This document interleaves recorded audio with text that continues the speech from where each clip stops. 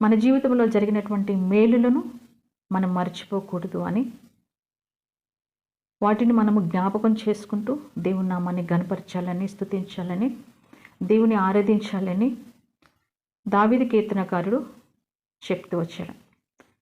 ఆయన చెప్తున్నాడు, నా ప్రాణమా యెహోవాను సన్నతించుము, నా అంతరంగమునున్న సమస్తమా ఆయన పరిశుద్ధ నామమును సన్నతించుము. నా ప్రాణమా యెహోవాను సన్నతించుము, ఆయన చేసిన ఉపకారంలో దేనిని మరువకుమా అని 103వ కీర్తన 1వ వచనం నుంచి ఆయన మాట్లాడుతూ వస్తాడు. నిజంగా తన ప్రాణంతో దావీదు చెప్పుకుంటున్నటువంటి మాట, ఎక్కడ తను మర్చిపోతాను అనే భయంతో.